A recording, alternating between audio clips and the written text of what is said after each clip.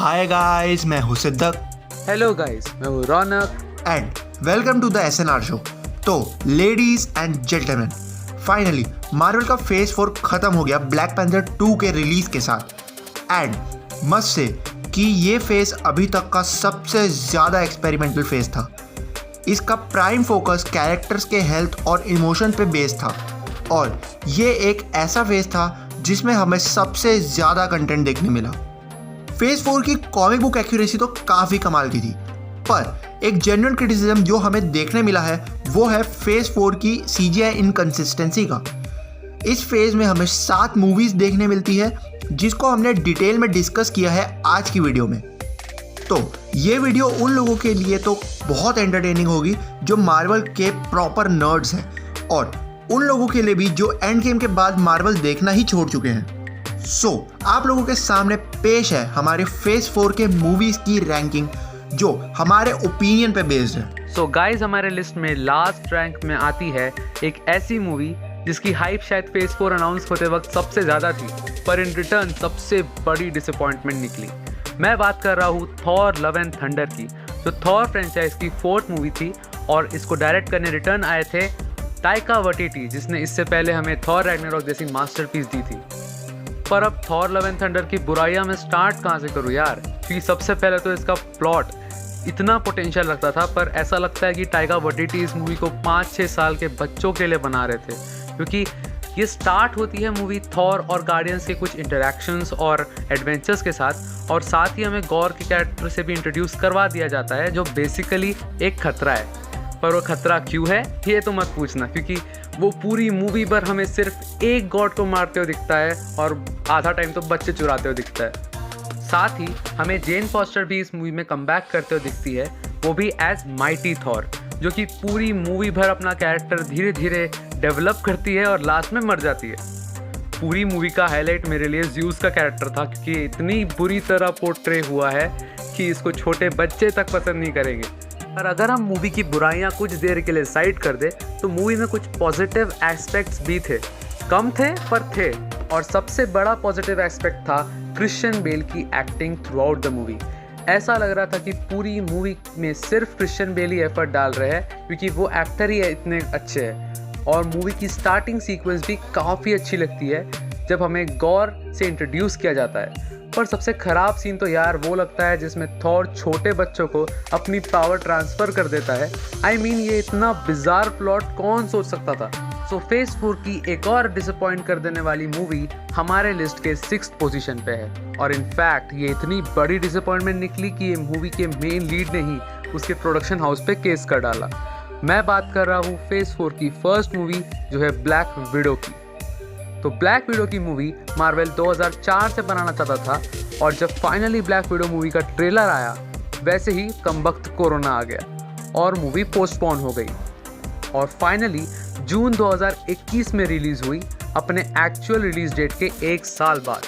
बात करें black window के प्लॉट की, तो इस सिविल वॉर के इवेंट्स के बाद टेक प्लेस करती है, और इस मूवी में हमें नताशा की फैमिली, जिसमें है रेड गार्डियन, नताशा की मदर मेलिना और उसकी छोटी बहन येलिना, से इंट्रोड्यूस किया जाता है, जो सारे रशियन अंडरकवर एजेंट्स होते हैं, जो एक मिशन पे US में सेटल हो जाते हैं। और जैसे तैसे ये लोग अपना मिशन ख़त्म करके जब US से निकलते ही है, वैसे ही रेड गार्डियन जेल में कैद हो जाता है, और नताशा और येलिना ब्लैक विडो प्रोग्राम में। इसके बाद बहुत बड़ा टाइम जंप होता है सीधा 2016 तक, और हमें ब्लैक विडो और येलिना साथ में आते हुए दिखते हैं, क्योंकि मार्केट में बन चुका है एक ऐसा एंटीडोट जो ब्लैक विडोज को ब्रेन वॉश कर सकता है। उसके बाद कुछ बहुत बुरे और बोरिंग सीन्स के बाद ये मूवी फाइनली ख़त्म हो जाती है। भगवान की कृपा है हम में, क्योंकि ये मूवी मेरे को तो बहुत ख़राब लगी थी। अब बात करें मूवी के कुछ अच्छे एस्पेक्ट्स पर, तो मूवी नताशा रोमानॉफ की ओरिजिन स्टोरी अच्छे से पोर्ट्रेट कर लेती है,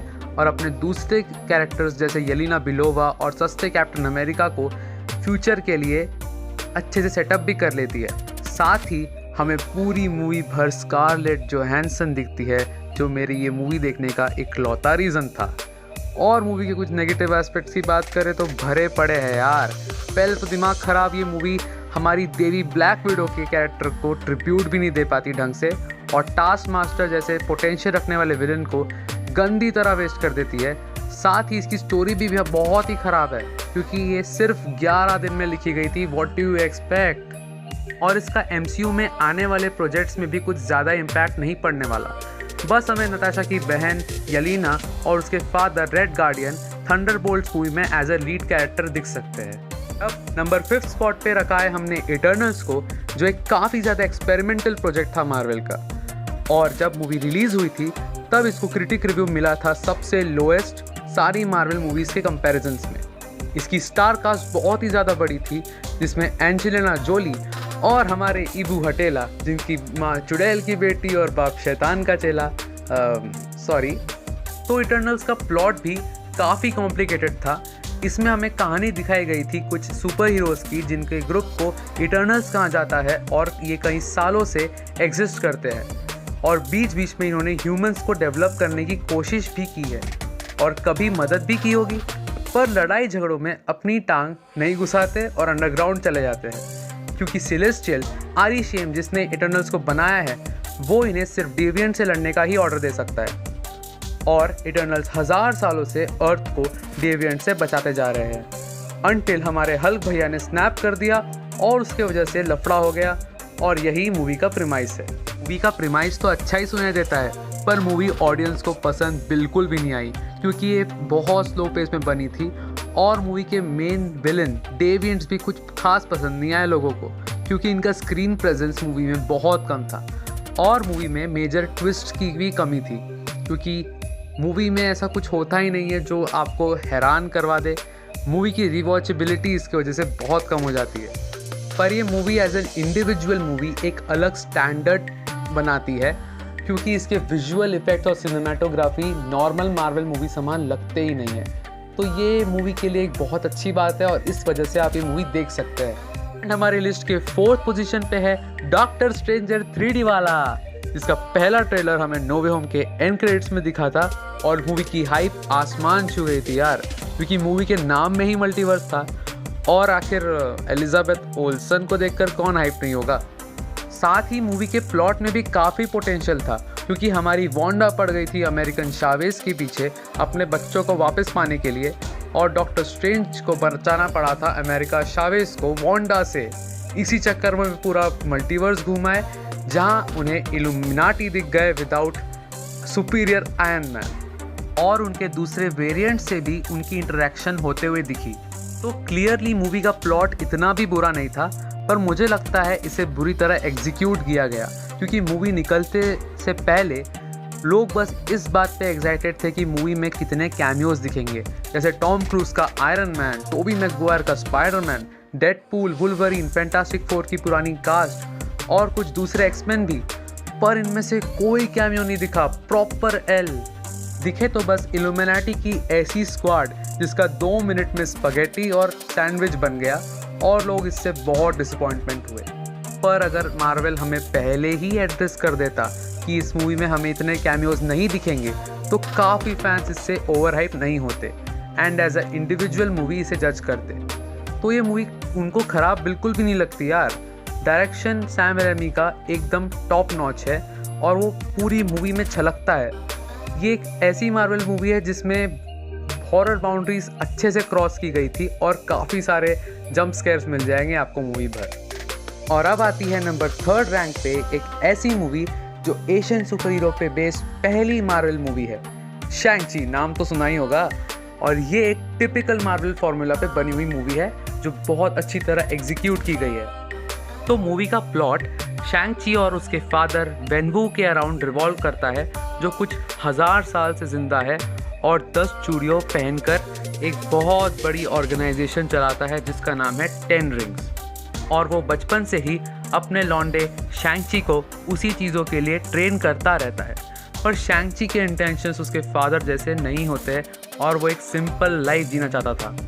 इसके अलावा भी मूवी काफ़ी सारे कैमियोज भी इंक्लूड करती है, जैसे हमारे द लेजेंड वोंग और अबॉमिनेशन का। और इनफैक्ट मिड क्रेडिट सीन में हमें ब्रूस बैनर और कैप्टन मार्वल भी दिखते हैं। अब बात करें मूवी के कुछ नेगेटिव्स की, तो ज़्यादा तो नहीं है, पर बहुत लोगों का मानना था कि मूवी एक जेनेरिक मार्वल मूवी जैसी है और इसका प्लॉट भी बहुत ज़्यादा प्रिडिक्टेबल बन जाता है। और सबसे बड़ा क्रिटिसिज्म आता है कि मूवी हमें यही बता नहीं पाती कि ये 10 चूड़ियाँ आखिर करती क्या है। आई मीन लिटरली आयरनी देख रहे हो, मूवी का title the legend of 10 rings रखा है और हमको पता ही नहीं है कि 10 रिंग्स होती क्या है। दूसरी तरफ बात करें इसके कुछ पॉजिटिव्स की, तो काफ़ी लोग इस मूवी को मार्वल की one of the best origin movies मानते हैं। इसमें जो मार्शल आर्ट्स यूज़ किया है उसकी जितनी तारीफ़ करे उतनी कम है, और इसके hand to hand combat scenes बहुत ज़्यादा एंगेजिंग भी है। और इतना ही नहीं, शैंग-ची का मार्वल सिनेमैटिक यूनिवर्स पे भी बहुत बड़ा इम्पैक्ट है, क्योंकि ये एंटमैन 3, मिस मार्वल और एवेंजर्स कैंग डायनेस्टी जैसी बड़ी मूवी से डायरेक्ट कनेक्शन रखती है। एंड अब नंबर 2 पोजीशन पे आती है, वैसे तो सिर्फ 2 ही मूवी बची है, आप गेस भी कर सकते हैं, पर बता देता हूँ, recently released movie black panther Wakanda forever. Wakanda forever easily Marvel का बेस्ट प्रोजेक्ट था 2022 का। ये मूवी बिल्कुल डिसअपॉइंट नहीं करती, इवन दो इसको बनने में इतनी सारी प्रॉब्लम्स हुई। टू मेंशन 2020 में हमें चैडविक बोसमैन के एक्सपायर होने की एक ट्रैजिक और शॉकिंग न्यूज़ सुनने मिली थी, जिसने पूरे MCU को हिला डाला था, और बहुत सारे फैंस वकांडा फॉरएवर के बारे में स्केप्टिकल हो गए थे। बात करें इसके प्लॉट्स की, तो ये मल्टीपल प्लॉट्स को और कैरेक्टर्स को एक साथ लेके चलती है, जैसे नेमोर का introduction, next black panther, iron heart का इंट्रोडक्शन, वकांडा के पॉलिटिकल कंडीशंस। और आपको इस मूवी के प्लॉट और इसके स्टोरी के बारे में अच्छी तरह समझना है तो आप हमारी ये वीडियो चेकआउट कर सकते हैं, और चैनल को सब्सक्राइब भी कर दीजिएगा। अब बात करें इसके कुछ नेगेटिव्स की, तो ये तो नॉन एग्जिस्टेंट ही समझ लो। बस बहुत फैंस ये कहते थे कि मूवी का क्लाइमैक्स इतना इम्प्रेसिव नहीं था, पूरे मूवी को मायने रखते हुए। और पॉजिटिव्स की बात करें तो मेरे लिए वीडियो बनाना दिक्कत हो जाएगी, क्योंकि पॉजिटिव्स भरे पड़े हैं, जैसे मूवी की सिनेमेटोग्राफी, उसका डायरेक्शन और उसके VFX खाली तो बिल्कुल नहीं लगते, और स्पेशली मूवी का सीरियस टोन इसे और यूनिक बना देता है। और सबसे बड़ा पॉजिटिव ये मूवी का ये रहा कि ये चैडविक बोसमैन कैरेक्टर को रिकास्ट नहीं करती उन्हें ट्रिब्यूट देने के लिए। सो फाइनली हम हमारे फर्स्ट रैंक वाली मूवी की तरफ पहुंच ही गए, और ये movie without any doubt Spiderman no way home है। ये मूवी को हम लिटरली मास्टरपीस बोलेंगे विदाउट एनी डाउट, क्योंकि हम मार्वल फैंस के लिए तो ये मूवी बिल्कुल एक सपने जैसी थी। यार सच में इस मूवी के बारे में सोच के अभी भी गूज़बम्स आ जाते हैं। हमें इस मूवी में टोबी मैगवायर का स्पाइडरमैन एंड एंड्रू गारफील्ड का स्पाइडरमैन, दोनों टॉम हॉलैंड के स्पाइडरमैन के साथ देखने मिले हैं। और इस मूवी को जो चीज़ सक्सेसफुल बनाती है वो है इसका ज़बरदस्त प्लॉट, जो कि स्पाइडरमैन फार फ्रॉम होम की ही कंटिन्यूएशन में रहता है, जहाँ हमारा पीटर वॉन्ग के इंटर्न डॉक्टर स्ट्रेंज से मदद मांगने जाता है, एंड वो चाहता है कि डॉक्टर स्ट्रेंज उसकी आइडेंटिटी वापस सीक्रेट कर दे। ऑब्वियसली जो हमारा पीटर है वो यहाँ भी हक देता है, बट इसी वजह से हमें मार्वल की मूवी में सबसे पहली बार मल्टीवर्सल एंगल देखने मिलता है, और यहीं टपक जाता है हमारा विलियम डिफॉय का ग्रीन गॉब्लिन। इसी के साथ doctor octopus, electro, Sandman, lizard, Andrew Garfield और Tobey Maguire.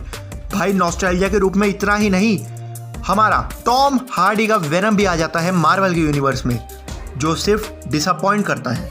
So guys this was a video. Please comment section में अपना कमेंट डालना मत भूलिएगा। Your feedback means a lot to us. And guys, अगर आपको वीडियो अच्छी लगी हो तो वीडियो को लाइक करना, चैनल पे फर्स्ट टाइम है तो चैनल को जरूर सब्सक्राइब करना एंड बेल नोटिफिकेशन भी ऑन कर देना, एंड अपने दोस्तों के साथ भी ये वीडियो जरूर शेयर करना। सो हम मिलते हैं आपसे नेक्स्ट वीडियो में। Until then bye bye.